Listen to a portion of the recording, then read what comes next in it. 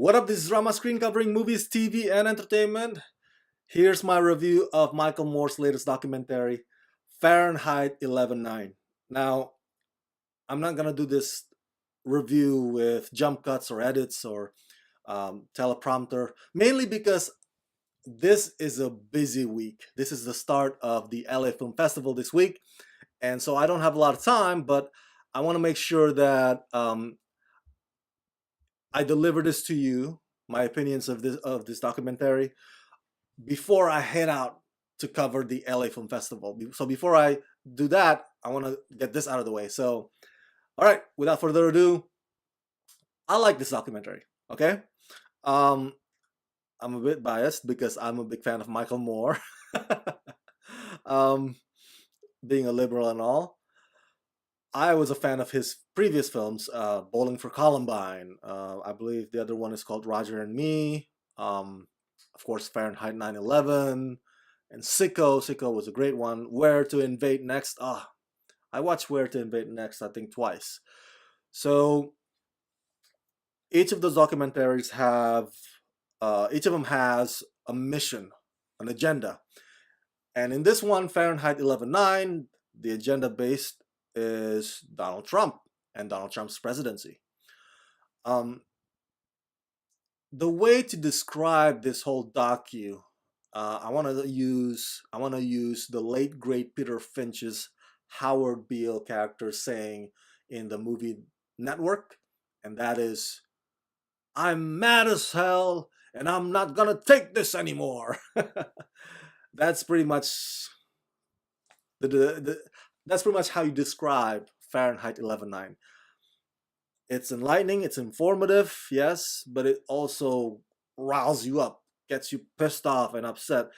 Especially the fact that, as you know, if you are big fans of Michael Moore's, you would know that his style is there's an overarching arc, like a bird's eye view sort of thing, but then he'll also fly you in to see the regular folks in the smaller regions.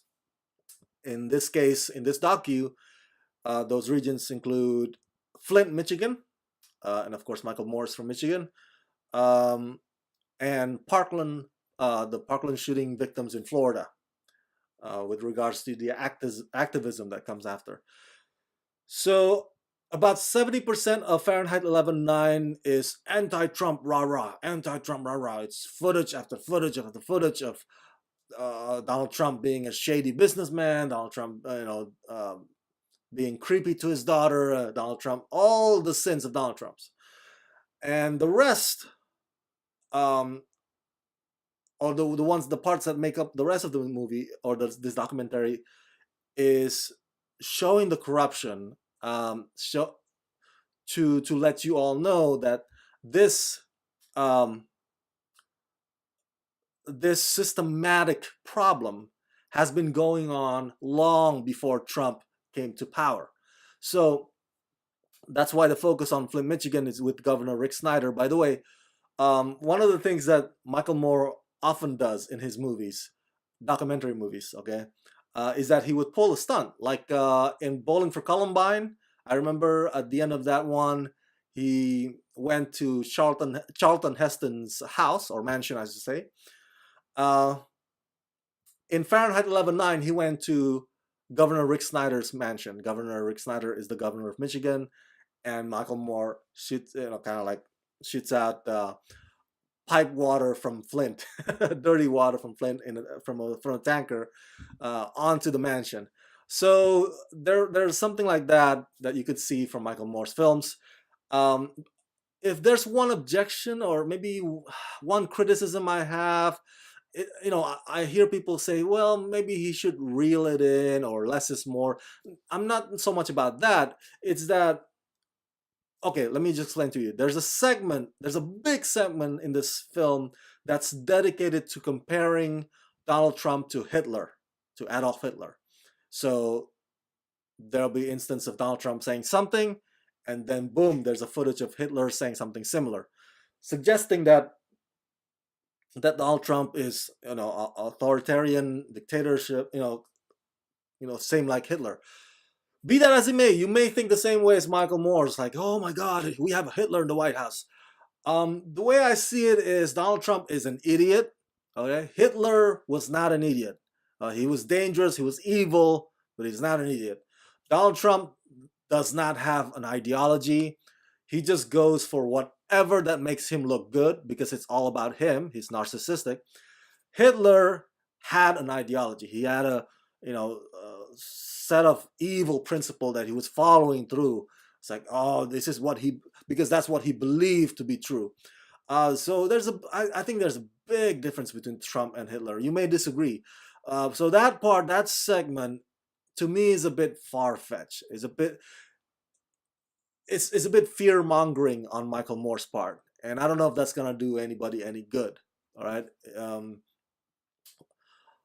In the end, as I conclude, will this documentary change people's minds? Will it change voters to vote for the right people instead of the wrong ones? We have a midterm coming up. We have 2020 to look forward to. Is this documentary going to play a big impact? That remains to be seen, in my opinion.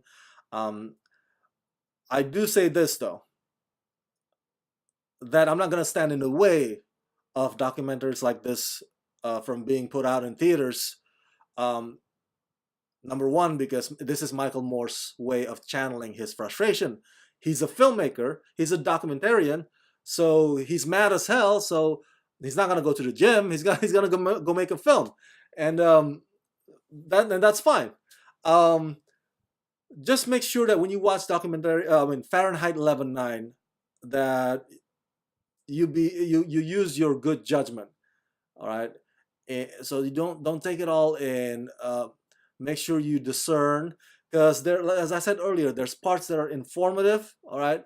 And if you checked out Michael Moore's documentaries in the past, much of the information parts in Bowling for Columbine, or in Fahrenheit 9/11, or in Sicko, or in Where to Invade Next, much of the information stuff are actually fact-based.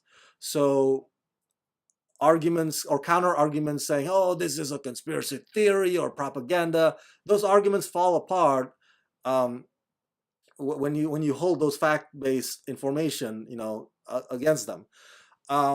Again, there's that segment with the Nazi Hitler thing, and then there's Michael Moore's public stunts, Michael Moore's giving his opinions as well in this film. So those parts, I want to put that in the category of commentary, and that is for you to discern and to make up for yourself.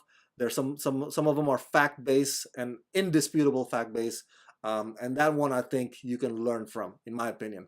So overall, check out again. All right, Michael Moore's latest documentary, Fahrenheit 11/9. And thank you for watching this review. Share your thoughts in the comment section below, and share this video with all your friends on the YouTubeverse. And as always, subscribe to my channel and ring the bell so you can get notified whenever I post new videos. This latest review is made possible thanks to your support on Patreon. So please go to patreon.com/ramascreen, sign up there today, and become my patrons. Let's rock this.